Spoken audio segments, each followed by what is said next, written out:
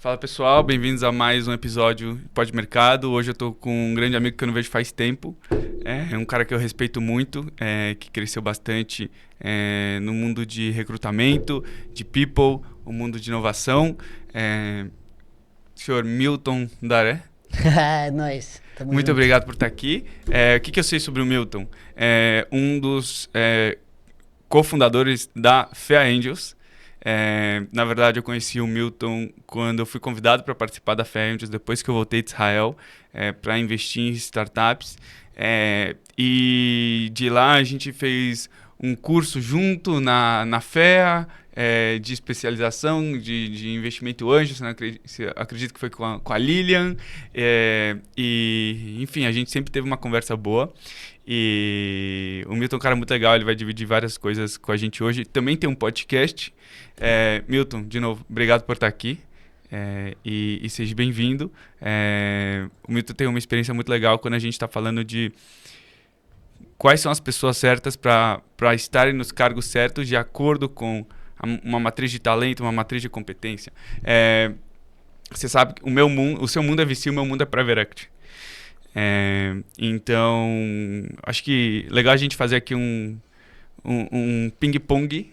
Eu acho que vai ser legal. As primeiras coisas que estavam na minha cabeça, assim, do porquê eu achei legal você vir aqui, são, primeiro, quando a gente está falando de investimento de Private Equity ou até mesmo de VC, a gente está falando de a empresa está entrando numa nova fase de crescimento. Se eu dar um exemplo de um Private Equity, tem um time lá de gestão, às vezes old school, ou não, às vezes bom, mas as pessoas que vão levar a empresa para o próximo patamar não são as mesmas pessoas que levaram a empresa até esse patamar. E muitas vezes, quem está investindo faz um assessment, ou quer fazer um assessment antes das pessoas. Eu acho que muita gente não entende como esse assessment é feito. Você já fez assessment assim.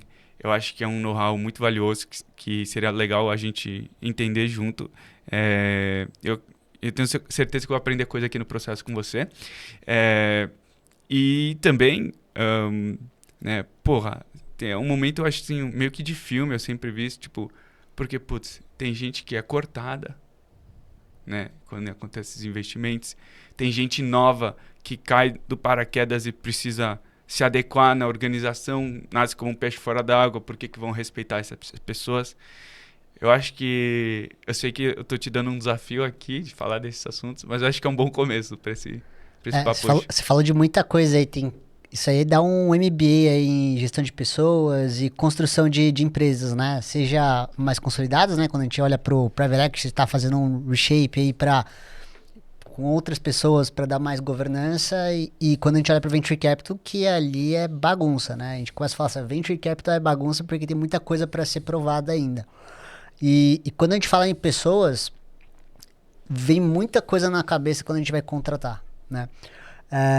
Eu costumo dizer que quando a gente vai contratar alguém, seja para uma startup, eventualmente até para um private equity, e a gente faz essa avaliação junto com os fundadores das empresas que a gente atende lá na Venture People, a gente tem que entender qual situação que a startup está. Então ela captou uma rodada anjo, ela captou uma rodada seed, ela captou um série A, um série B e subsequência, assim. Cada um desses momentos existe um objetivo, né, para você captar esses recursos. Da mesma forma que você tem um objetivo para captar esses recursos, você também precisa de pessoas adequadas para aquele momento para validar o que foi vendido naquela captação. Perfeito. Quando você olha captação anjo, né, bem no early stage, você tem praticamente poucos usuários usando o seu serviço, você tem poucos pagantes, às vezes você tem até um PowerPoint. E aí você precisa validar muita coisa. Você tem que construir a base, os sedimentos ali para você chegar no momento de Product Market Fit, né? Quando você chega no Product Market Fit, você está indo lá de uma fase seed para o série A, né? E aí você começa a ver as mudanças das pessoas que estão nessa organização. Quando a gente olha para anjo, no early stage, quais são as pessoas que a gente precisa ter? Eu vivi isso no Gympass quando eu comecei a trabalhar em startups, lá em 2015. Até o Série A, até um pouquinho antes, né? Um pouquinho antes da Série A, você precisa de pessoas que são canivete suíço. O que é isso? E O famoso faz tudo. O famoso faz tudo. Suja a mão. Tem todas as ferramentas para tudo, mas precisa fazer acontecer, entendeu? No matter what. Eu vou dar um exemplo. É o cara mais geek, menos executivo. É o cara que tá na ponta da ação do produto e não da gestão de pessoas por gerir pessoas. Sim, é a pessoa que está disposta a fazer tudo para ver o faturamento crescer. Assim, no long story short, sendo objetivo, assim, é a pessoa que vai fazer o que tem que ser feito para que o faturamento apareça. E não um gestor que vai gerir alguém para fazer aquela pessoa gerar o resultado. É a pessoa em si, É a pessoa em si, que vai gerar o resultado sozinha, que se autogerencia. Normalmente são os individual contributors, que a gente chama, né? Então, essa pessoa ela vai entrar, vou dar meu exemplo de Gympass. Quando eu entrei no Gympass, a gente estava validando um modelo de negócio dentro do próprio Gympass, que chamava Studio Pass na época. Eu chegava no ponto de eu ir 6 horas da manhã num sábado, chamava minha esposa, minha namorada na época, que hoje é minha esposa, falava, Bia, me ajuda, eu preciso panfletar esse produto aqui para ver se a galera acessa o site e valida. É tão raiz quanto isso, tá, pessoal? Então a gente olha, quando a gente precisa de alguém rodada anjo ou seed, normalmente a gente tá olhando para essas pessoas que têm aquela gana, aquela vontade, eu vou fazer acontecer no matter what. E hoje você está panfletando, amanhã você está recrutando, amanhã você está trabalhando com campanha de marketing, depois de amanhã você está fazendo customer success, está vendendo, você acaba fazendo um pouco disso. Eu fui muito dessa pessoa lá no Gympass no comecinho.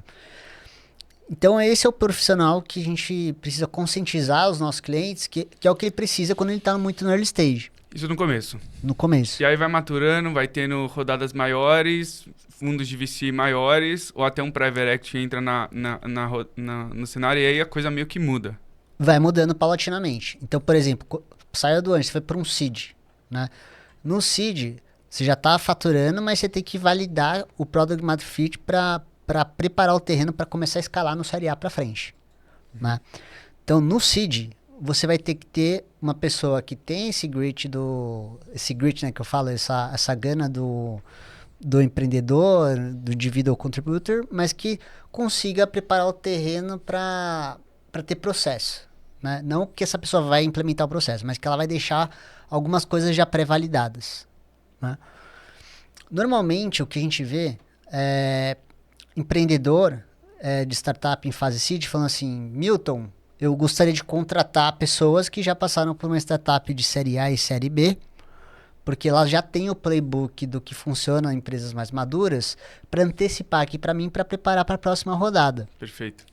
E esse é o grande dilema do empreendedor, porque normalmente a pessoa que está em série A e série B é outro tipo de profissional, que ele já sabe o processo, que está no playbook, é um bom gestor e vai fazer o produto escalar. Só que qual que é o ponto? Eu sou essa pessoa de série A e série B. Normalmente, empresas de série A e série B, elas vão ter um pouco mais de recursos, vão poder pagar um pouquinho melhor. E esse profissional, ele provavelmente já deve ter passado pelo seed e pelo anjo. E ele vai falar, puta, vou ter que fazer tudo de novo. Agora que eu estou começando a escalar, a empresa está crescendo aqui, qual que é o meu custo de oportunidade para eu chegar e dar um passo atrás, voltar tudo de novo para ir trabalhar na startup fase seed? Então existe esse grande desafio para recrutar para as startups que estão nessa fase de seed, né? E aí pegando o gancho, a gente tem que conscientizar o founder disso. Falar assim, ó, você quer um série A, série B? Então, vamos ter que trabalhar muito forte com stock options, né? Com plano de opções de ações de incentivo de longo prazo. E aí tem toda a discussão de cap table, quanto que por cento da empresa tem que ter provisionada para você trazer boas pessoas, né? Sim, e como que você vê a diferença disso para empresas mais maduras? Porque uma coisa, justamente isso que você falou, quando o cara tá vindo para a empresa, tá escalando ainda, não passou o break-even, tem ainda um runway de caixa, que é alguém que já viu os problemas para evitar os problemas, igual você falou. Outra coisa é, cara, a empresa já tem fluxo de caixa e tal, e a empresa quer crescer, já tá andando com as próprias pernas, não precisaria de uma rodada de investimento, está fazendo uma rodada porque quer crescer mais rápido, não porque vai morrer de caixa, e se ela não crescer mais rápido, vai ter outro que vai comer o mercado dela, né, e ela vai cessar, né, sua existência. E como que você vê o cenário de pessoas, como que você vê o tipo de pessoa Eu não vou falar nem tipo, mas aqui eu acho que é legal a gente focar justamente onde você vive e onde eu vivo, que é nessas transações societárias, que é nesses investimentos, nesses M&As. Como é que você vê... porque aí você falou, né? Quando tá muito early stage, pessoas que fazem, pessoas ou que já viram aqueles problemas que vêm para evitar os problemas acontecem, stock option, igual você falou. E aí, qual que é a diferença para uma empresa que, cara, já está andando com as próprias pernas, já tem processos estruturados? Qual que é a diferença? Minha visão é uma pessoa que se encaixa lá no early stage, não é a mesma pessoa que vai se encaixar lá no late stage. Talvez, muito comum, talvez uma pessoa boa, mão na massa, igual você falou, seja um mau gestor. Como que você vê isso? Isso é natural e vai acontecer sempre. Isso é validado não por mim, nem por você. Isso está na literatura mesmo. Se você for acompanhar nos estudos científicos, já tem muita coisa consolidada que fala sobre isso, que tem momentos e momentos para cada pessoa. E o ser humano, ele também evolui com a jornada da empresa, né? Só que o que acontece? Muitas vezes a empresa cresce muito mais rápido que o próprio ser humano. E é natural. Hoje as coisas são muito aceleradas. Inteligência artificial, várias tecnologias saindo, a empresa vai crescendo e talvez você não acompanhe. E ok. Qual que é o ponto do lado do profissional que ele tem que olhar? Ele tem que saber, primeiro, ter consciência disso, de qual é a fase que a empresa está. Segundo, saber quais são as competências que ele tem. E terceiro, ele se preparar antecipadamente para o que pode vir a acontecer. Se ele se prepara antecipadamente para o que pode vir a acontecer, e aconteceu comigo, vou dar vários exemplos meus do Gympass, né? Que eu fui um dos primeiros sócios a ser contratado, quem me contratou foi o CEO, depois chegou um country manager, depois um diretor, e foram chegando pessoas acima de mim. Na época eu tive uma dificuldade para entender, falei, o que está acontecendo? Eu cheguei antes, mas tem pessoas acima, só que por outro lado eu via que os stock options que eu tinha valiam eventualmente até mais do que aquelas pessoas que chegaram depois.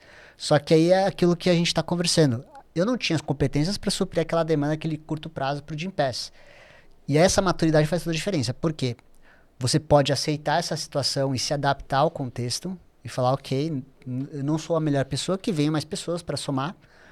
Você ter um segundo contexto, que você está se preparando muito forte antes, porque você está vendo o que está acontecendo para acompanhar esse crescimento, tende a ser mais difícil. Acontece, mas tende a ser mais difícil. E o terceiro, que é você entender o seu momento e falar, poxa, eu acho que eu cumpri minha jornada aqui e eu acho que eu preciso de um novo desafio para seguir crescendo no meu ritmo. E não tem certo e errado. Isso sobre a ótica do profissional. Quando a gente olha pela ótica da empresa, quando você tem um movimento societário, existe um motivo para você ter um movimento societário, né? Existem vários motivos. E você precisa ter primeiro muito claro por que é que você está tendo esse M&A ou evento de liquidez. Motivo estratégico. Motivo estratégico.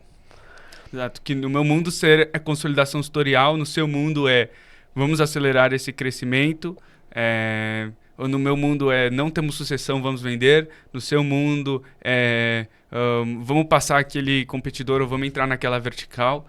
Sim. Aí, com a estratégia, você vai pensar em pessoas. Exatamente. E aí, quando você pensa em pessoas, você vai tomar essa decisão. Legal, eu tive esse evento estratégico e aí a empresa vai para esse caminho ou para aquele outro caminho, esses N caminhos que a gente acabou de falar. Nessa situação, o que o empreendedor, o CEO, o controlador tem que pensar? Fala assim, legal, se eu quero ir para lá, deixa eu ver o que eu tenho hoje, para onde que eu quero ir nos próximos anos e o que eu preciso em termos de competências e resultados a serem entregues nos próximos anos. E aí você vai fazer uma avaliação. Poxa, aquelas pessoas têm a expertise, a experiência necessária para que eu possa crescer dentro da minha expectativa de crescimento? Se a resposta for sim, ótimo. Segue o baile. Se a resposta for não, que acontece muito, você precisa mapear quais são as atividades, quais são as expectativas de maneira muito clara. Essa é a matriz de competência que o pessoal chama no mercado, você disse. Sim, tem a matriz de competência também. Tem várias coisas, tem várias formas de você avaliar isso. E aí, nesse caso, você sempre tem que pensar, em primeiro lugar, no resultado. Né? A gente fala nas entrevistas que tem o método STAR para os candidatos, né? Que é situação, T de task, atividade, A de ação e R de resultado. Então, eu sempre começo com o resultado. Eu falei, qual é o resultado que eu quero chegar? É que nem o funil. Se eu quero chegar nesse resultado, quantas atividades... Né? Quantas ações eu preciso ter aqui? É de trás para frente que funciona. De trás para frente. Quando você faz isso, você traz clareza do tipo, quais são as competências, quais são as atividades e quais são as ações esperadas para que essa pessoa consiga entregar o resultado que você está esperando. E essa é a beleza da coisa, porque para você achar essas pessoas não é simples, né? E um erro que eu vejo muito é falar assim, puxa, minhas vendas não estão legais, eu preciso de alguém melhor para fazer a empresa sair de A para B. E a primeira decisão que o empreendedor vai tomar na loucura, porque tem um monte de coisa acontecendo ao mesmo tempo, eu falo assim, putz, eu preciso de um head de vendas. E aí eu chego para esse CEO e eu falo assim, legal, mas qual a sua expectativa no próximo ano? Sabe o que ele faz nessa hora? Ele olha para cima e pensa, não, então, deixa eu pensar aqui. Então essa. Ele não tem a resposta pronta. Não tem. Ele quer crescer, mas não sabe para onde. Ele quer mais fluxo de caixa, mas não sabe quanto. Ele quer mais mercado. Ele só sente que ele tá estagnado. Ou não tá com o dividendo que ele gostaria, ou com o fluxo de caixa que ele gostaria. Cara, é muito interessante você falar isso, porque é isso. Tipo, eu acho sensacional a gente falar disso aqui. E é um ótimo ponto. Eu esbarro muito quando eu vou analisar empresas que já existem pelo menos há uns 10 anos, que o cara fala... tem dois tipos de cara que eu encontro. E aí eu quero até jogar isso para você. Tem aquele cara que ele fala... Quero consolidar o meu mercado. Estou aqui tocando essa empresa já faz 5, 6, 7, 8, 9, às vezes 10, 15 anos. Tenho só 10% do market share. Vi um case nos Estados Unidos, na Europa, que é empresa gigante, quero fazer o mesmo. Aí, beleza. Aí a gente fala, beleza, né? Que empresa você quer ser? Ele, quero ser a maior do mercado. Tenho condição, tá? Beleza. Então, por que você quer um investimento? Porque eu sou um cara de comercial, operacional aqui, mas eu não sou um cara financeiro, estratégico e de M&A. Então, se entende a lógica. Beleza. Aí você fala, tá bom, qual que é o seu faturamento do grupo consolidado? Não sei. Aí, quanto tempo você quer chegar lá? Não sei. O que falta para você chegar lá? Não sei. Quais capabilities são as suas da empresa e quais capabilities você quer comprar de outras empresas no mercado? Não sei. Qual é o tipo da sua cultura na empresa? Não sei. Que tipo de empresa entraria aqui? Uma empresa mais enxuta, mais robusta? Não sei. E aí, tipo, você fala, porra, né? Cara, seu sonho tipo, é igual a criança querer sonhar ser astronauta, mas nunca ler na NASA como funciona o treinamento de ser astronauta. Eu acho que é mais ou menos isso que você está falando. E aí as pessoas erram na contratação das pessoas, muitas vezes, e aí se frustram. Vai na pressa, né? Mas assim, eu nem julgo esse empreendedor, porque a maioria do empreendedor brasileiro é assim. Ele tá preocupado em fazer acontecer. Tá passando um furacão na cabeça dele. Ele tá sendo bombardeado de informações, ele tá querendo fazer, ele tá querendo vender. O foco dele, ele acorda pensando em vender. E ótimo, que bom que ele quer vender. E quando a gente faz pergunta, não é nem pra fazer bullying com ele. É mais pra mostrar pra ele, falar assim, ó... Aí ele construir a própria resposta junto com a gente. Exato. Porque essa é a beleza da visão consultiva de quem tá de fora, né? Porque às vezes você tá imerso no negócio, você não tá enxergando. Você precisa de alguém pra se apoiar. O empreendedor é muito sozinho também. Com o que ele vai falar? Não tem com quem falar. Com a esposa não é, com o filho não é, com o funcionário dele não é. Tipo, é só o co-founder. E às vezes não é nem a melhor solução também. Sim. Entendeu? Porque eles estão com a mesma visão. Então, a gente acaba sendo meio que psicólogo. Totalmente. Totalmente psicólogo. Faz ele refletir, questiona, né? O empreendedor também ele tem que estar disposto a ouvir. Muitas vezes muito empreendedor não quer ouvir, tem as verdades próprias, absolutas, e tudo bem, segue o baile, mas... Você não acha que esses é os que têm dificuldade de ir pra frente? O tempo mostra, né, Ariel? Eu penso da seguinte forma, eu fui criado no modelo de... sempre se questionar de tudo, né? Tem o professor Marcelo Nakagawa do INSPER, ele fala ele postou no LinkedIn recentemente lá o Shushin, né? Que é o conceito japonês, que é da mentalidade principiante. Tá sempre reaprendendo e sempre se questionando também. Você nunca pode acreditar que aquilo funcionou no passado, sempre vai funcionar. Perfeito. Você tem que sempre se questionar, tem que estar com a cabeça aberta. Então, para mim, o empreendedor que é nesse nível... dificilmente ele dá errado.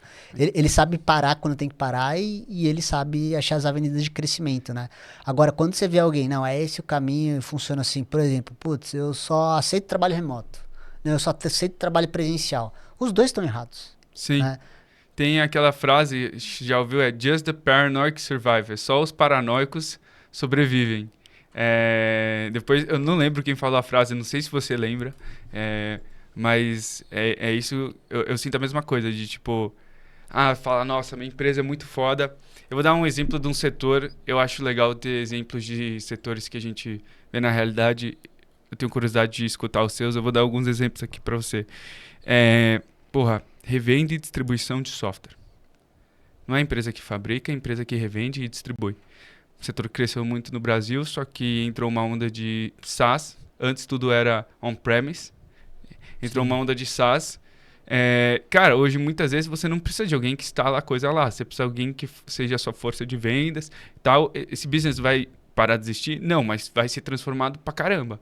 Hoje não é quem tem talvez um know-how técnico, é quem tem o poder de vendas. Então quando a gente foi falar com empresas assim, o cara, eu quero consolidar o mercado no Brasil disso, eu quero comprar outras empresas. Cara, não faz sentido. E o cara dirige um carrão, o cara se veste bem pra caramba, o cara tem muita grana na conta corrente. Inclusive, eu tenho uma empresa agora que eu lembrei que pode ser cliente potencial sua, mas depois do podcast a gente fala sobre isso. Cara, eu sinto que, tipo, muitas vezes eles vão procurar alguém pra ajudar em pessoas quando tá tudo cagado. Maioria das vezes. Não é quando tudo tá indo lindo e maravilhoso, é quando aconteceu alguma bucha. Você deve ter visto histórias de meu sócio morreu. Teve uma crise interna, teve quebra de faturamento, empresa do agronegócio teve quebra de safra. Conta um pouco sobre isso. Legal. Bom, sobre essa questão de putz, deu um perrengue aqui, eu vou ter que mudar o time, né? Eu vejo acontecer pouco, na realidade, em startup. O que eu vejo é contratação errada, né? Então, empreendedor captou rodada seed, série A, que seja. Normalmente eles captam lá com a visão lá dos 2 anos, né? Dos 18 a 24 meses de runway para fazer uma próxima captação, que é a cartilha do Venture Capital. Sim. E aí, nesse tempo escasso que ele tem, você pensa que ele tem que achar uma pessoa que em 3 meses vai rampar no sentido de entender qual é a cultura da empresa, quais são os processos, quais são os métodos, quais ferramentas, saber que ele entrou num país novo, né? Que nem você está fazendo intercâmbio. Você não vai estar sabendo tudo que rola no país no primeiro dia. Você precisa de pelo menos uns 3 meses de adaptação. Mais produzir do que consumir tempo. É o cara ser autônomo e tocar as coisas e produzir sozinho. Esse é o final da rampagem. Isso, esse é o final da rampagem. Só que assim, o resultado, muitas vezes eles vai vir em 6 meses, 9 meses. Então, se você contrata errado uma pessoa, normalmente você vai começar a descobrir a partir do 3º mês. Só que já foram 3 meses. E aí você vai ter que contratar outra pessoa. E aí nessa outra pessoa vai fazer o outro processo mesmo. E aí na pressa, muito empreendedor ele vai fazer o quê? Primeira coisa que ele faz, né? Fala assim, quero indicações do fundo de VC. O fundo de VC, o foco dele é fazer o business crescer com estratégia. Por mais que ele fale, é pessoas, ele não nasceu Smart Money não, Smart Money não, os caras não entram no operacional, não entra. Eles têm muito acesso a muita gente boa, isso é fato. Muitas vezes ajudam pra caramba e tal. Mas não é o Ikigai pra que eles nasceram. Exato. Então, o empreendedor ele vai ativar o fundo de Venture Capital pra ver se tem talento. Pode dar certo, pode dar errado. O segundo, vou acessar minha rede de network. Terceiro, ele vai começar a fazer buscas ativas no LinkedIn. Só que quando ele faz uma busca ativa no LinkedIn, isso consome tempo pra caramba. Pelo menos uns 3 dias ali de busca. Cara, eu já fiz isso. É massivo. É massivo. Você tem um custo de oportunidade alto, você é o fundador, você sua caixa de e-mail vai aumentando lá durante o dia, seu WhatsApp vai enchendo de mensagens, tem gente que tá te cobrando. Exato. Tem que dar feedback. A água vai batendo na bunda. Então, tudo isso faz com que a velocidade, a pressa do empreendedor é importante, mas ela também pode atrapalhar, né? E aí, quando a gente olha assim, teve um problema, é justamente porque fez a contratação errada. E a gente tem que, nós como consultoria, a gente sempre busca entregar uma shortlist de 7, 10 dias úteis, no máximo, né? Depende muito da posição. Quando é uma posição um pouco mais simples, a gente acaba entregando mais rápido, mais complexo, começa a evoluir. Mas justamente porque a gente tem uma máquina de recrutamento previsível para que esse processo seja mais ágil e rápido para achar essa pessoa. E para achar essa pessoa, a gente tem um playbook em que a gente faz no mínimo 17 perguntas. Não é sobre a pessoa, é sobre a empresa. Eu não vou contratar certo se eu não tiver muito claro qual é o contexto da empresa, o estágio que ela está, É um discovery. qual é a cultura, Exato. qual é a expectativa de um ano. Porque não existe a melhor pessoa. Existe a melhor pessoa para esta demanda, para esta Exatamente. empresa. É. Você fala, putz, me traz o melhor cara ou a melhor mulher de growth, de finanças, de... Não tem. Não tem, Não tem. É tipo, cara, pô, sua empresa é B2B ou B2C? Sua empresa ela é uma empresa mais comercial ou ela tem um back-office financeiro super complexo? Sua empresa, ela hoje... Porra, o cara vai ter que focar só nisso ou tem você vai contratar um CFO? Ou tem uma coisa pegando também numa coisa jurídica, tem um passivo jurídico que eu acho que é mais Sim. isso. E muitas vezes, tipo, você tem que perguntar... porque eu vejo eu não sou eu não faço esse papel de consultor, mas quando você está falando que você está fazendo esse papel de consultor, é definir muito na cabeça do sócio, tipo, como você define sucesso. Sim. O que, tipo assim, porque senão nunca vai ter um match, né? Tipo, como é que você sabe que você acertou na mosca? Sim. Como é que você sabe que a pessoa é a pessoa certa? Como é que você sabe que não só isso, que ambos estão satisfeitos, a organização está satisfeita? Eu não sei quanto que você se aprofundou em vendas, mas quando você vai fazer uma venda também, é perguntar e deixar a pessoa falar. Total.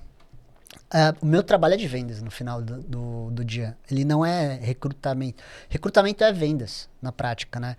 E assim, nessa abertura de posição, a gente tem que saber qual é o contexto que a empresa está hoje para saber, eu preciso de pessoas que cumpram toda uma situação que seja análoga a essa e que tenha passado por uma situação muito parecida, para que quando ela vier, ela tenha o tempo de adaptação seja muito mais rápido, ela esteja adaptada à cultura para bombar.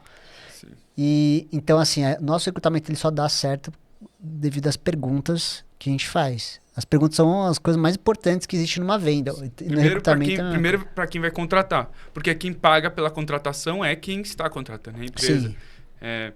E só depois que você tem isso na sua frente de, beleza, sei qual que é a empresa, sei quais são os problemas, sei quais os desafios, sei quais são os skills da pessoa que precisa completar isso, aí, né, isso te força a estar 100% atualizado no mercado, todo dia, sabendo quem está saindo, quem entrou, quem está feliz, quem está triste, quem está disponível, quem não está disponível, para ter isso meio que, né, assim, pronto, né, para puxar o gatilho e falar, beleza, então eu conheço essas 200 pessoas para o cargo de, sei lá, CFO. Mas aqui falando com a empresa, eu vi que eles têm um desafio aqui jurídico, de back-office, os caras querem emitir um CRA, uma debenture, então precisa de alguém, assim, assado. Tá, então dessas 200, putz, já diminui para 40. Aí você fala com 40 e são é um funilzinho. 10, 7, 10, é isso, é um funil de venda. Mas é isso que você falou, é legal você ter tocado nesse ponto, porque depois que a gente faz esse papo com o cliente, a gente não sai abordando todo mundo no mercado. Não. A gente faz um... Senão você se queima também. Exato. Você fala com gente que não vai pra frente, o cara, pô, o Milton lá já falou comigo 2, 3, 4, 5 vezes pra uma vaga, nunca falei com ninguém. A próxima vez que ele fala comigo, eu não quero falar com ele. Eu acho que a reputação, Sim. o goodwill, talvez é a moeda de troca que abre as portas e fecha as portas. E no mercado de pessoas, no mercado financeiro como um todo, no mercado, né? Você é um cara que quando você fala comigo, a conversa pra frente ou morre? Na primeira, tudo bem não ser um fit na primeira conversa, sim, sim. né? Mas se foram várias assim, você é um cara que atira pra todo lado, né? Acho que no meu mundo também de M&A e de investimento, assim, você fala com várias empresas, vários LPs várias vezes. Fala e nunca faz nada com ninguém, você vai se queimar também. Sim, sim. Não, total. E aí esse lance também de manter atualizado é uma herança que eu peguei do mercado financeiro. Quando eu comecei lá no comecinho da minha carreira, eu fui lá na XP e eu tinha que chegar na XP 5, 6 horas da manhã para fazer o Morning Call. Então o que era o Morning Call? Pegava lá Valor Econômico, Brasil Journal, todas as grandes veículos de comunicação, fazer o resumo para mandar mais de 1.000 assets que faziam gestão de mais de 1 bilhão, né? Eu com meus 20 e poucos anos ali, mandando mailing para toda essa galera e lendo no modo hard super rápido, né? E aí naquela época eu não entendia o objetivo, com o tempo eu comecei a entender, porque quando você começa a ler com recorrência e com profundidade, você parece que está perdido. Você está perdido num tiroteio. E quando você faz isso com consistência depois de 3, 6 meses, vira uma novela corporativa. Então você está começando a entender o que está acontecendo no mercado. Sim. Você aprende vários conceitos. Sim. E Não é um a evento isolado. Você vê que uma coisa lá atrás desencadeou uma coisa hoje e sua narrativa se torna muito mais forte. Você consegue dar insights que outras pessoas não conseguem. As pessoas começam a confiar mais em você, gostar mais de você, querer mais ouvir. E eu acho que uma coisa que você é bom de fazer, e quem acho que tem sucesso no mercado é bom de fazer, é raporte. Sim. Não, você cria repertório, você tem muita ferramenta. Pensa no seguinte, hoje a gente faz esse mesmo Morning Call, mas a gente fez um reshape, um rebranding, né? Não para o mercado financeiro, mas para o mercado de VC e startups. Então, quem está os nossos clientes, eles recebem no WhatsApp todo dia de manhã uma série de notícias do Brasil e dos Estados Unidos que tem a ver com o mercado. Então, eles vão saber exatamente o que eu estou sabendo. Né? Eles vão falar, poxa, o Milton, o time da Venture People ali, os caras estão sabendo o que está rolando no mercado. Eles sabem o que estão fazendo. Isso dá confiança. Dá confiança. E ainda você consegue desenvolver uma habilidade que com o tempo você vai aprendendo. Você fala, nossa, tem muita notícia de inteligência artificial saindo. Tem duas coisas que estão saindo muito de notícia recentemente que falam menos de... Inteligência artificial já tá hypado pra caramba. Um buzz é uma palavra que eu não gosto de falar. Mas tem outras duas ali, uma já está começando a ficar bem mais aquecido, que é o Climate Stack. Então, se você começar a olhar as notícias, os fundos estão desesperados para investir em iniciativas que tangem o tema de clima, né? Que a gente está passando por aquecimento global, quase irreversível. Tem estudos de construir estratégia que já falam que já é reversível o nosso aquecimento global. E também cibersegurança. Pô, cibersegurança é uma coisa que eu não vejo o pessoal falar tanto na rede de relacionamento, mas cibersegurança é um negócio que é o que está bombando. Né? Você olha as notícias, toda hora lá tem cibersegurança. Por quê? Inteligência artificial vai exigir cada vez mais das empresas mais segurança para evitar qualquer falha ou fraude. Né? Sim. Cara, tropeços. Vamos falar, acho que é uma coisa que muita gente tem curiosidade. O que evitar ao máximo quando você está fazendo uma mudança de cadeira. E aí tem os dois lados da moeda. Os tropeços de quem contrata e os tropeços de quem é contratado. Vamos falar um pouquinho sobre isso? Não, acho que eu vou falar dos dois mais fortes de cada uma das cadeiras. Primeiro do lado de quem está procurando uma nova profissão ou quer fazer um movimento de mercado, não ser o trader de salário. Não seja o trader de salário, né? Que é aquela pessoa, só vou mudar para ganhar mais, cara. Que falta de visão, entendeu? O melhor movimento de carreira que eu fiz na minha vida foi para ganhar 55% a 60% do meu último salário. Eu caí meu salário. Foi quando eu tive a felicidade de fazer parte do time do Gym Pass. Eu tava no mercado, tava ganhando uma boa graninha, só que tinha a oportunidade de ter stock option, conceito novo na época. Só que o que tinha além dos stock options? Tinha a oportunidade de eu ter autonomia para desenvolver novas habilidades em coisas que eu tinha muito interesse em desenvolver. Então eu tive um ganho de carreira brutal ali de desenvolvimento de novas habilidades. Meu foco nem estava necessariamente nos stock options, mas era uma coisa que eu queria porque eu sabia que ia ter visibilidade e ia ter importância para a empresa estratégica. E aí, no longo prazo, isso me deu um repertório que nenhuma outra empresa provavelmente teria. Então, essa visão estratégica é muito importante quando você vai fazer um movimento. Tenha claro o que você quer desenvolver, o que você fez, e sempre pensa qual é a história que eu vou contar, qual é o resultado, qual a entrega, qual a atividade, qual a ação, né, o método STAR. Porque hoje, quando a gente faz entrevista, as pessoas não sabem quanto elas querem ganhar. Você tem que saber quanto você quer ganhar. Você tem que ter uma clareza mais ou menos qual que é a faixa de remuneração que você quer ganhar. Né? Me fala aí até quanto a vaga para pagar. Putz, você tá falando tchau pro processo seletivo.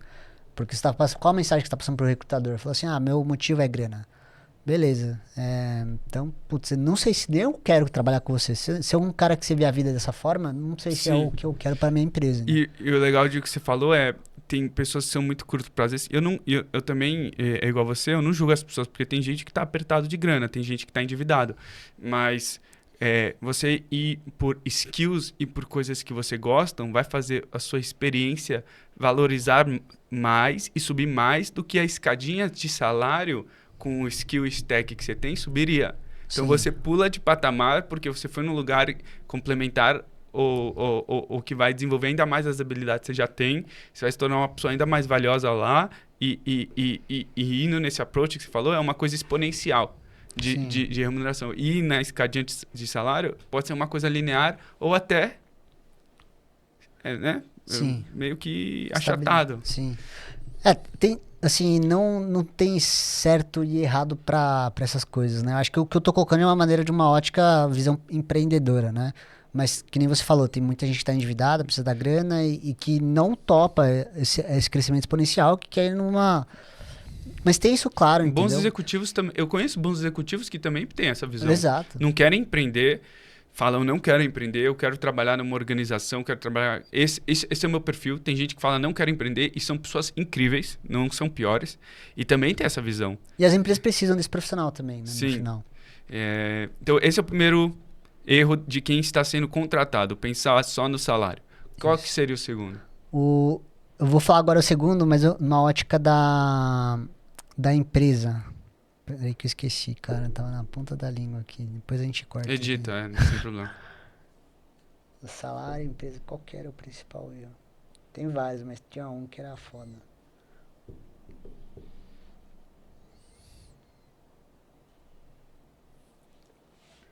Lembrei. E aí quando a gente olha pro principal erro que as empresas fazem, ele é muito básico. A gente oferece para os clientes, tem alguns clientes que nem fazem isso.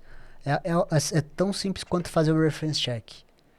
Para mim, o reference check é onde você consegue extrair de uma forma mais genuína as falhas e as fortalezas do profissional que você está contratando, né? Normalmente uma pessoa acima, uma pessoa mesmo nível e uma pessoa abaixo daquela pelo pessoa. menos 3, né? Então, uma pessoa acima, a pessoa que é par e o subordinado. E aí, o que eu gosto de fazer também nos reference checks, fala assim, você tem alguém que pensa diferente de você sobre esse profissional?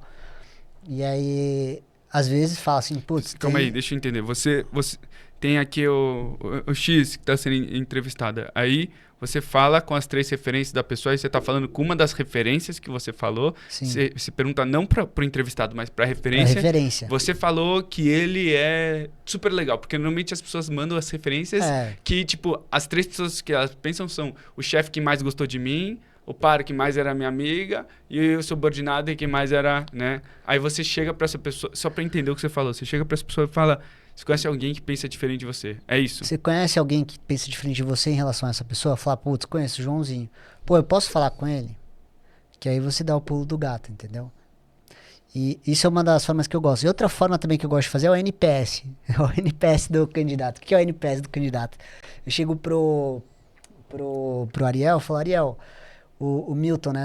Você trabalhou com o Milton ali no Fair Angels, avaliando startups, você teve uma experiência bem bacana com ele. De 0 a 10, em relação a todas as pessoas que você já trabalhou antes, que nota você daria pro Milton para eficiência do trabalho dele? E aí você compara isso com... A média. Todas as pessoas que você já interagiu. Das pessoas que você já interagiu. E aí você tem uma calibragem do tipo, quão bom essa pessoa é. Raramente você vai ter um 10. Mas não é geral, tipo, é de 0 a 10 em um skill específico, em lidar com pessoas. 0 a 10 em técnico. Não de 0 a 10 como pessoa no geral, né? Depende. Você pode... Quando tem uma dúvida em relação... Teve um profissional que a gente avaliou que super boa de vendas e tal, e a gente achou ela carismática, outros recrutadores também achou carismática, mas o contratante falou, essa pessoa não é carismática. Vamos fazer um reference check, porque eu achei a pessoa muito carismática. Você não achou carismática, mas eu acho que vale a gente ver com pessoas que trabalharam com ela antes. E ele falou assim, de 0 a 10, das pessoas que você trabalhou, qual é o nível de carisma dessa pessoa, de 0 a 10? Esse é um evento específico. Perfeito. Agora, falando sobre o cargo, né? Falando de vendas. Falou assim, Ariel, em relação a fulaninho de tal, de 0 a 10, qual era a performance dessa pessoa em relação às outras pessoas que trabalhavam com você? Uhum. E aí você já tem uma visão geral da pessoa. Entendeu? Sim. Agora, 2 coisas. Perguntas para você. mas dá um espaço para você perguntar. Eu não quero só ficar te enchendo de pergunta aqui. Qual uma coisa que você sempre quis me perguntar ou saber do meu mundo e você nunca perguntou? Boa pergunta. Essa eu vou precisar pensar um pouquinho aqui, que essa é boa. É...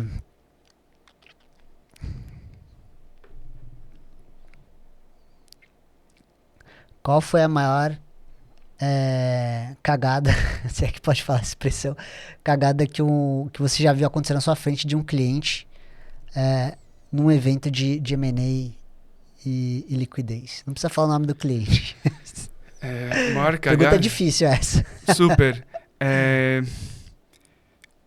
Muita gente vai ficar puta da vida com o que eu vou falar agora. Maior cagada que eu já vi. Eu não vou falar cliente, porque eu tô do lado do Private Equity. Eu vou dizer, maior cagada que eu já vi uma empresa que estava sendo vendida colocar a negociação do M&A na mão dos assessores ou advogados. Ou boutiques de M&A, coisa do tipo. Assim, boutique de M&A é quase que o sócio fora do papel. Então, eu acho que eles têm mais... quem tem que negociar os termos comerciais é o sócio. Igual você falou, o sócio tem que ter a visão. Ele tem que falar o que ele quer. Ele tem que falar... eu quero ficar X anos, eu quero dar essas garantias é bom para mim, é ruim para mim, declarar essas indenizações é bom para mim, é ruim para mim, essa opção de esse call input casado é bom para mim, é ruim para mim, essa cláusula vai me apertar muito, minha família, e se você deixa tipo, assim, tem muitos assessores e advogados são pagos pela hora. E quando você vai fazer um M&A, a premissa é, se tem fit, comprador, tem que sair o M&A. Tem que sair. Aí você contrata os assessores para te ajudar para o negócio sair da melhor maneira possível. Aí tem muito assessor que foca na vírgula da cláusula, da subcláusula e tal, e trava. Eu conheço muitos negócios que deixaram de existir, muita liquidez que podia acontecer por minúcias e coisas idiotas que se transformaram em discussões e agora defendendo o advogado, todo M&A tem que ter um advogado de M&A e não dá pra fazer, tem que contratar esses caras, não dá pra fazer um M&A sem esses caras. Eu acho ridículo quem tenta fazer, o founder fala, ou o empresário fala, não, eu vou fazer, não, o meu advogado de societário que sempre me conheceu a vida inteira vai... Não, tem que ter esses caras, mas cada um tem que se colocar no seu lugar. Então o founder, o sócio, ou a sócio, o empreendedor ou empreendedora tem que falar, olha, eu quero isso, eu vou negociar com o cara, pega o que eu aceitei com ele e redige e edita aí, devolve para mim. E a conversa tem que ser sócio fundo com o sócio, empresário com dono de dinheiro, e não advogado do buy side com advogado do sell side. Eu acho que isso é bom para os advogados, eu acho que isso é bom para os assessores, eu acho que isso é bom para os empreendedores. Então, é o que você falou, tem empresário que, cara, tá atarefadíssimo e na cabeça do sócio ele tá, putz, e se esse menino não fechar? Eu vou ficar aqui um mês longe da venda das empresas, longe do dia a dia, e eu não posso ficar. Então, deixa eu delegar. Deixa eu delegar isso para meus assessores, deixa eu delegar isso para meus advogados, deixa eu delegar isso para as pessoas, porque se explodir, eu não perdi uns contratos importantes, minha empresa não desandou e tal. Eu entendo e respeito, e às vezes o M&A explode. Mas isso dá para fazer no começo. Agora, se chegou numa fase, cara, você assinou a LOI, você vai entrar do diligence, negociação, os dois acordos mais importantes. O acordo mais importante, eu falo que nem é o SPA, é o acordo de acionistas. Se o sócio for ficar na empresa, porque se você vai comprar a empresa 100%, pro sócio vendedor, dane-se o acordo de acionista, ele não vai ser mais acionista lá, então o acordo de acionista é irrelevante. Mas, na maioria dos casos, o cara fica um tempo. Então, o SPA é importante, sim, lá estão todas as indenizações dele, e estão todas as declarações. Tem coisa, eu vou complementar a sua pergunta, maior erro, tem outro erro que também é tão ferra a pessoa tanto quanto quando você chega num M&A, é igual você chegar num aeroporto Você viajou para algum lugar fora, você comprou várias coisas e colocou na mala, aí chega lá na Receita Federal, na Polícia Federal. Aí você tem duas filas. Você tem a fila de quero declarar meus bens e a fila de não tenho nada a declarar. E aí muita gente fala, deixa eu dar uma despertinho, deixa eu... não quero pagar esse 10, 200, não sei quantos dólares de imposto. Vou na fila do não declarar e se me pegarem, eu vou jogar na sorte. Quando tem no M&A, quando chega o SPA, tem lá uma seção de declarações e garantias. O sócio vendedor tem a possibilidade de colocar lá e declarar o que ele quiser. Ele pode declarar tudo. E eu recomendo que ele declare tudo. Tem esse passivo, tem esse efeito judicial, tem esse pepino, tem essa coisa que pode explodir, tudo. E na verdade, sócios não entendem. Quanto mais coisa ele declara lá, melhor é para o sócio vendedor. Agora, se o cara fala, não quero, sabe? Porque ele acha que se ele declarar essas coisas, vai ser mais difícil fechar o negócio, vai ter um ajuste de preço, ele vai ganhar menos, o que é um erro. Porque se explodir alguma coisa, qualquer coisa dessas coisas não declarou, tem uma cláusula padrão em contrato de M&A que fala de eventos antecessórios. Então, se uma coisa explodiu depois da M&A, que tinha uma causa que se iniciou e nasceu antes da M&A, quem paga isso é o sócio vendedor, do dinheiro que ele recebeu. E pode ser que o cara não declarou, recebeu uma grana de 100 milhões, sendo que 50 estava em escrow, e pode ser que ele nunca vai ver esses 50.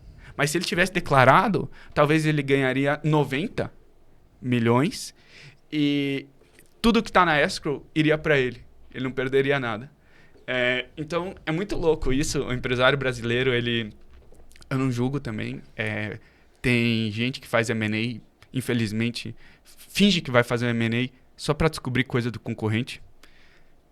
Então, gente que faz todo o processo de M&A, coloca assessores no meio só para aprender tudo sobre o concorrente. Vai chegar na hora, desistiu do negócio. Tem gente que faz M&A só para testar preço de mercado, só para saber quanto que o mercado está pagando, só para descobrir quem são as pessoas que estão trabalhando lá. Então, eu entendo quando o cara não quer declarar, o cara que acha que as informações que está declarando vai vazar, que pode chegar na Receita Federal, enfim. Então, eu entendo tudo isso, mas colocar a transação na mão de assessores e deixar eles negociarem e não ser transparente, não declarar, são as duas coisas que eu já vi que matam de hoje M&A. E, cara, tem transações tão boas que o fundo ia pagar tanto por aquela empresa, o cara, aquele sócio ia ter uma bolada e por esses dois motivos, ou a M&A não aconteceu, ou aconteceu e o cara ficou feliz no M&A e 6 meses depois ele tava com o cu na mão chorando e se arrependendo que ele fez a decisão errada quando estava nos contratos. Então, esses são os dois erros que eu mais... não sei se faz sentido o que eu tô falando. É uma novela isso aí, é muito detalhe, né? Não é um negócio tão simples. E aí até complementando, na função de private equity, como que depois que tem um aporte, né? Em relação a pessoas mesmo, vocês, que nem os fundos de venture capital, eu conheço minha rede aqui, vou indicar essas pessoas aqui, como que vocês fazem para ajudar nessa construção e gerar valor para as investidas? Cara, ótima pergunta. Primeiro,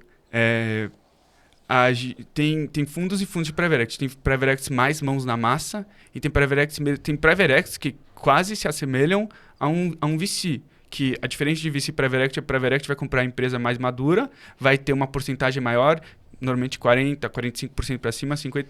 Mas tem private equity que ele entra na gestão. A gente é o tipo de private equity que entra. E aí, primeiro, pede ajuda de headhunters.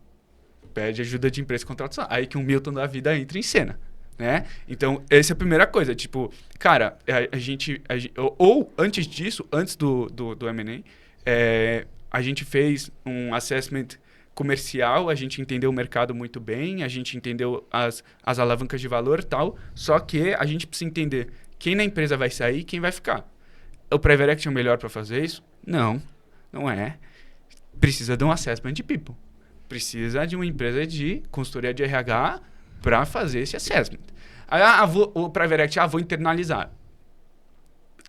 Eu vejo isso como muito problemático, tomar cuidado. Se você não é um monstro, talvez o maior do mercado, talvez... Eu conheço os maiores do mercado, eles também... porque, cara, o private equity, ele tem que entender do mercado, entender a tese de investimentos, construir o contrato de M&A, negociar com o sócio, depois reestruturar a empresa, a parte financeira. Já tem muita coisa que o Private tem que fazer agora, ficar sendo o expert de achar as pessoas certas para colocar lá. Então, eu vejo isso como problemático. Tem que sim se auxiliar em assessores, em boutiques, em consultores de RH para fazer esse trabalho bem feito. E às vezes que a gente sim se assessorou, na verdade foram as melhores colocações. Eu não tenho medo de falar isso. E respondendo a sua pergunta, assim, o que você falou no começo desse podcast é perfeito, porque a gente também faz as considerações. Quando a gente vai adquirir a empresa, a gente, quando chegou lá no contrato de compra e venda, a gente já tem o seguinte: a gente já sabe por que esse mercado é bom e porque a gente quer entrar. Qual que é a tese de investimentos? A gente está comprando essa empresa porque ela vai ser, por exemplo, a plataforma de aquisição. Através dela, a gente vai comprar mais 4 empresas, 2 para cima do value chain, 2 para baixo do value chain. Essa empresa tem 100 milhões de faturamento, a gente vai comprar mais 400 milhões de receita, vamos chegar a 500 milhões de receita comprada, isso vai ser 15% do mercado, etc. Então, a gente já tem isso mapeado, a gente já sabe Unique Value Proposition, o que vai diferenciar ela dos outros, a gente já sabe qual que vai ser o posicionamento dela, vai ser uma marca público A, público B, C e D, ou vai ser uma coisa no Nordeste, no Sudeste. A gente já sabe qual que vai ser a estratégia de consolidação. Então, a gente já chega com isso pronto, o que facilita muito a vida de quem a gente contrata para ser o consultor e o assessor de people. Então, a gente fala, olha, a gente viu aqui e o que você falou do empresário brasileiro, essa empresa é foda. Esse empresário levou essa empresa 100 milhões, só que ele é o CEO, o CFO, e ele faz as vendas. Não rola. Então, Milton, seguinte, cara, a gente tá muito claro aqui que esse cara vai ficar em vendas e ele vai continuar como sendo o Chief Revenue Officer.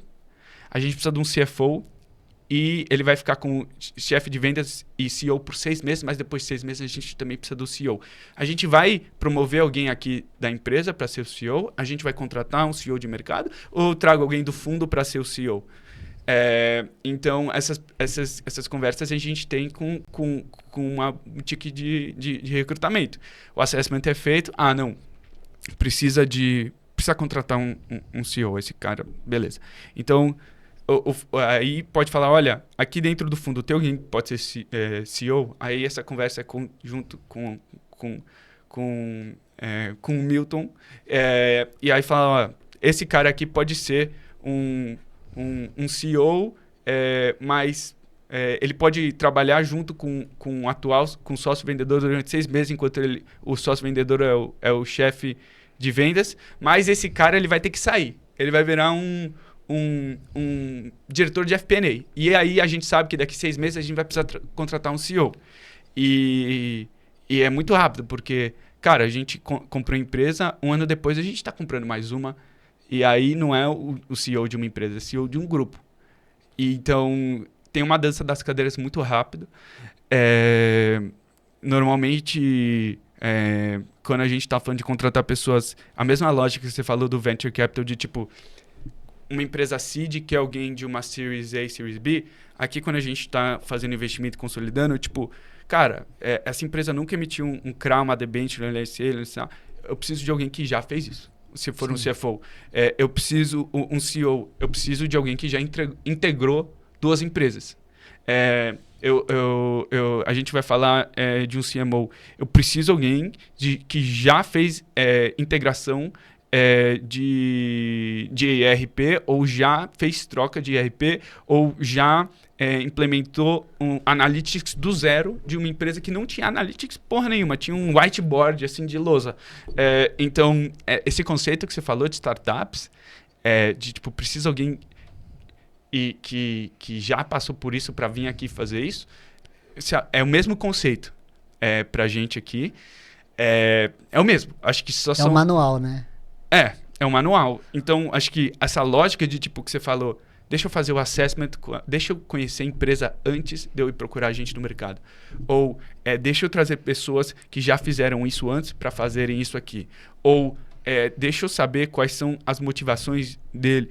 É a lógica muito parecida que existe para Private Equity, só que a cor só é diferente. Quando você falou de stock option, quando o Private Equity está contratando, ele quer sim dar stock options. O Private Equity quer dar stock. Muita gente não percebe isso. O Private Equity quer dar stock option. O Private Equity quer dar bônus. O Private Equity quer dar, às vezes, até ações. Ele quer alinhar essa pessoa. Ele quer que essa pessoa esteja no risco com ele. Porque, assim, é difícil. Tipo, quando um Private Equity está lá, putz, é mais desafios que acontecem. Eu vou usar até a palavra, é mais problemas para resolver que acontece, porque é tanta coisa mudando, mas é mais oportunidade. A empresa vai crescer muito, a possibilidade dela crescer mais. E se você ficar lá e fazer e entregar, e você vai ter que talvez trabalhar mais do que uma empresa que não está passando no período de Private Equity, você vai ganhar bem mais dinheiro. Porque o Private Equity está lá para vender a empresa num bom valuation quanto antes. Então, em 7 anos, né? 5, 7 anos. Tem Private Equity brasileiros que, acho que você conhece alguns cases também, que, vender a empresa em 4 anos. 4 anos, normalmente, você entrou na empresa, teve uma promoção, quando você receber a segunda promoção na empresa, você já está saindo. E se você tem...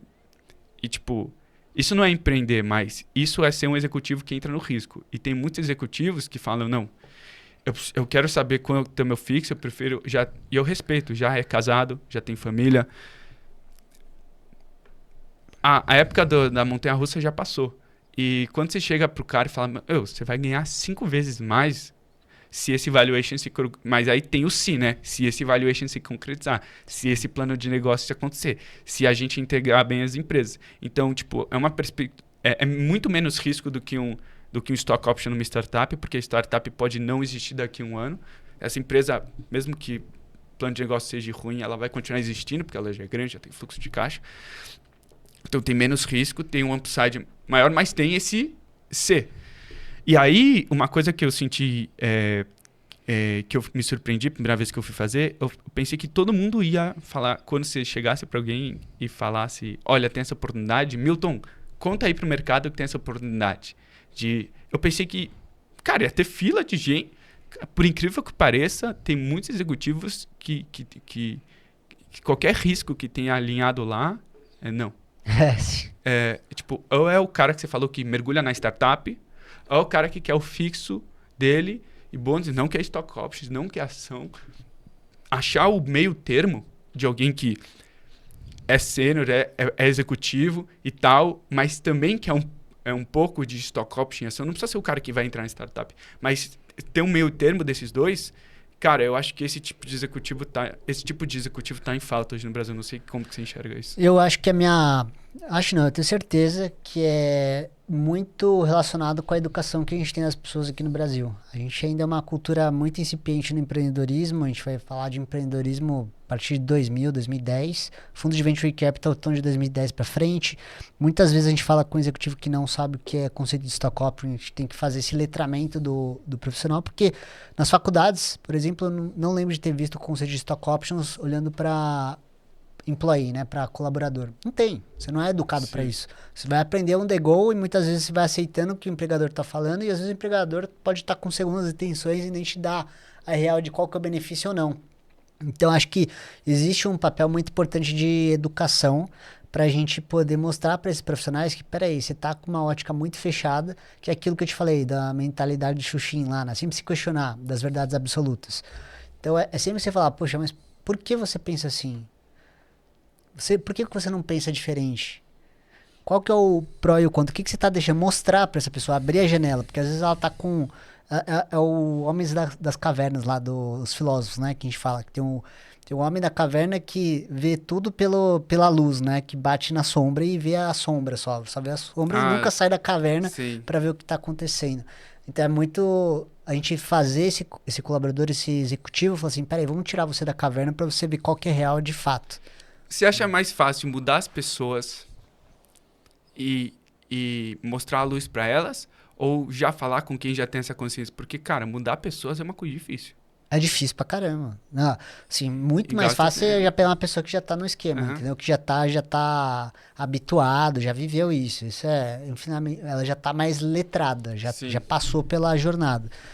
Mas às vezes tem pessoas que são excelentes que falam assim, puxa, eu preciso te mostrar isso aqui, que você tá deixando muito dinheiro na mesa com a possibilidade que você pode crescer, né? A minha sorte, por exemplo, é que eu, desde o começo, eu trabalhei em empresas extremamente empreendedoras e esse conceito estava desde o começo. Mas tem amigos que falam assim, meu, o que que é stock option? Mas como funciona? É seguro? Pessoas, cara, super bem educadas. Fizeram melhores universidades do país aí. E a gente fala assim, não, deixa eu te mostrar aqui o que que aconteceu. E a gente pondera os riscos, né?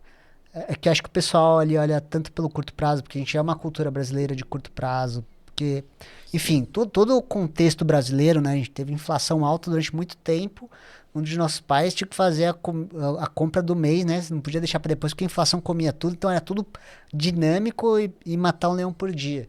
E a gente conseguiu dar um pouco mais de estabilidade para a economia mais recentemente, depois do Plano Real, e agora que a gente está começando a trazer um ponto de vista um pouco mais de longo prazo, por mais que efeitos políticos também prejudiquem a nossa previsibilidade, né, do que Sim. pode ser para frente. Cara, uma coisa que eu aprendi e quando a gente tá falando de people, e eu acho que é uma coisa que é muito a sua realidade e é muito a minha também, quando a gente tá buscando, por exemplo, um executivo, pode ser um CEO, um CFO, um CTO, um CMO, um CRO, um C, qualquer coisa. A gente, obviamente, tá. Eu vou dar o exemplo, sei lá, de um CTO, de um CFO. A gente quer que, né, a pessoa entenda das competências que ele vai ter, então entender da área de tesouraria, de FP&A, de controladoria. Mas, cara, se o cara também entende. Aí que tá, tipo, eu acho que eu queria entender sua visão, porque isso diferencia, eu acho que, né, os grandes dos incríveis. Se o cara é bom nisso, mas aí você vê alguém que, pô, o cara também entende de vendas. Putz, o cara também consegue conversar com o CTO porque ele sabe qual que é o stack e ele sabe que stack seria mais caro ou mais barato para a empresa. E se ele também entende da estratégia, consegue conversar com o CEO.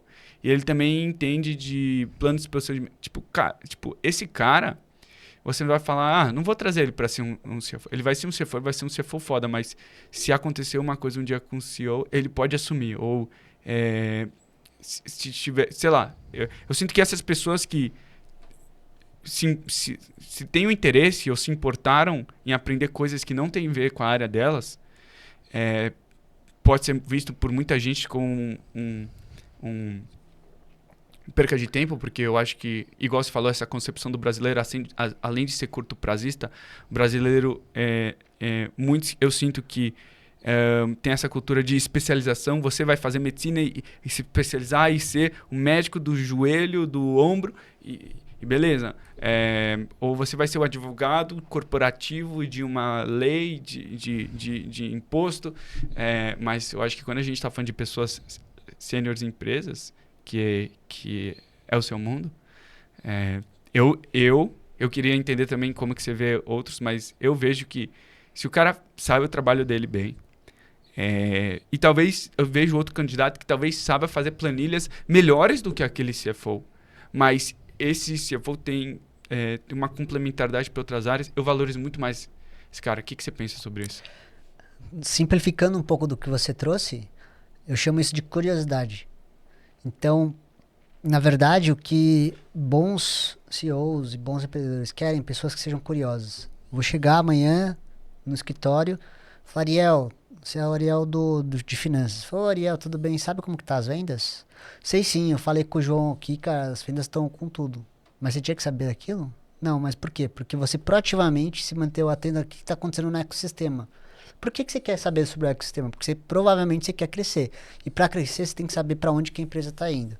Então, normalmente, os profissionais que a gente entrevista que tem uma ótica holística do que acontece à volta deles tendem a ser melhores porque eles estão vendo todo, eles não estão fechados na caixinha, né? Naquela visão míope que é de tipo, não, eu só faço isso, só vou fazer isso. E bom, e assim, no final, se a gente vai, por exemplo, os brasileiros que estão indo trabalhar nos Estados Unidos, por que eles estão indo trabalhar nos Estados Unidos, os devs, né? Todo mundo quer ganhar em dólar. Quer ganhar em dólar, mas o brasileiro, ele não vê problema em fazer uma coisa a mais também.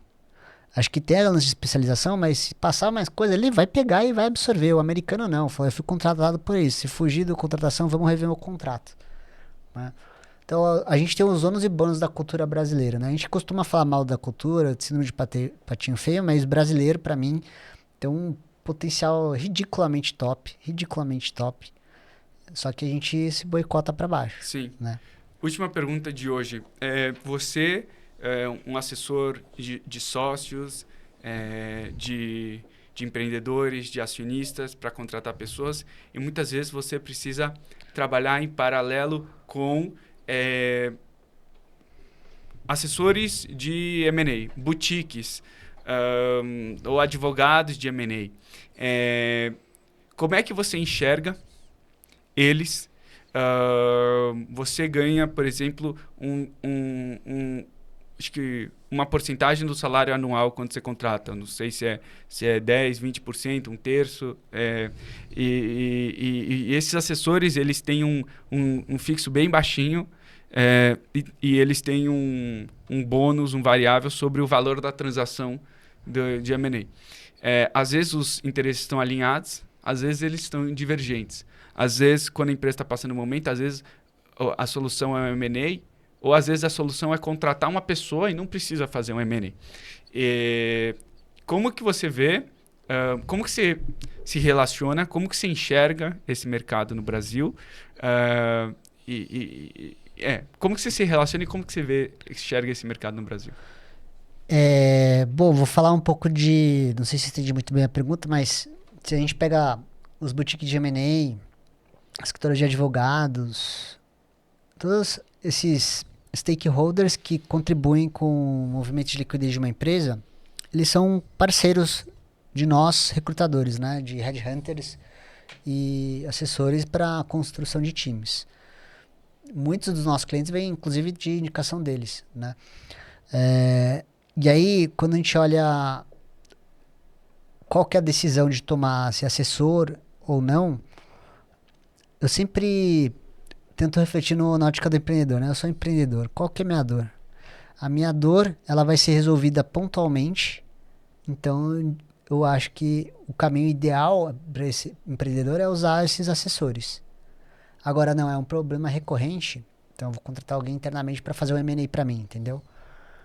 Então, eu não sei se era exatamente essa a pergunta, mas sim, ficou pensando claro. muito nessa situação, a gente tem que pensar sempre em recorrência e perenidade. Porque às vezes a fazer, puta, não quero contratar a Red Hunter porque é caro.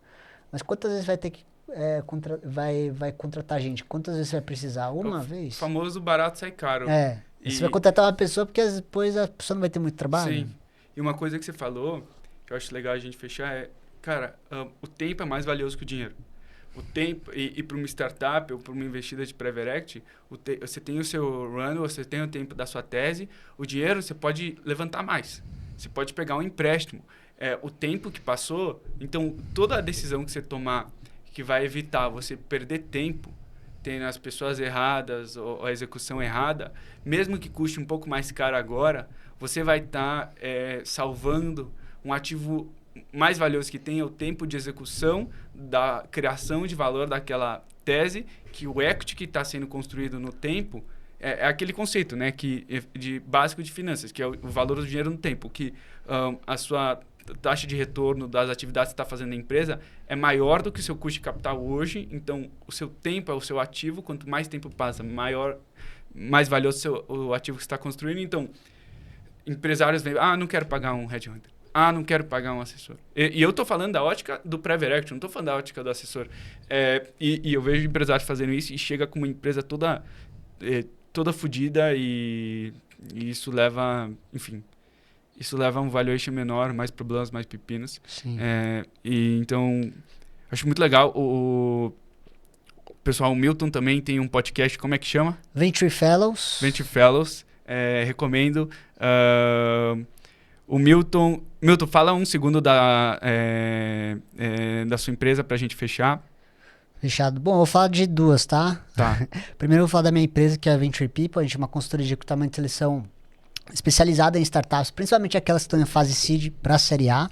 E a gente também assessora fundos de Venture Capital, né? Então tem alguns fundos que precisam de alguma assistência, a gente costuma contribuir com eles, contratando pessoas especialistas para que supram suas demandas num prazo de 7 a 10 dias úteis.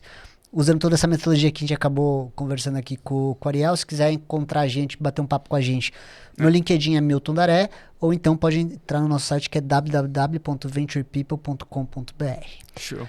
E aí a outra empresa que eu ia falar, na verdade é uma empresa, é uma associação que eu faço parte, que você também fez parte, que é do Fair Angels. Então, Recomendo, viu? É um lugar bem legal de conhecer pessoas. Conheci pessoas incríveis igual o Milton lá. Fiz bons amigos lá também, até hoje. Legal. E o Fair Angels é uma referência aqui em investimento anjo. Tem parceria com a Universidade de São Paulo para o curso de formação de investidor anjo, que foi como eu conheci o Ariel também. Então, se você tem interesse em investir e se conectar com startups, também fica aí uma ótima alternativa. Legal. O Milton, quando a gente fala de pessoas e startups, é um cara que eu costumo ir para ele.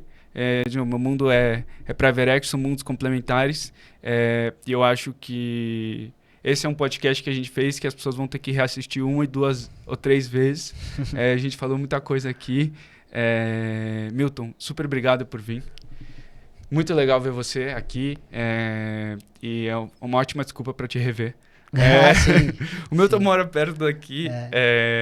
E, pessoal, esse foi mais um episódio de Pod Mercado. Dá pra fazer um corte. Você quer falar mais alguma coisa? Não, eu tô tranquilo. Adorei aqui participar desse podcast. Obrigado pelo convite. Precisando de ajuda com as suas investidas, conte com a gente também. Você que está assistindo a gente também, não deixa de seguir também o podcast do Pod Mercado. Seguir o Venture Fellows também, que é o nosso podcast que a gente faz com tanto carinho com vários empreendedores, vários fundos de VC. O que eu posso garantir para vocês é que vocês vão se divertir bastante e aprender bastante. Legal. Pessoal, valeu e até a próxima. Valeu.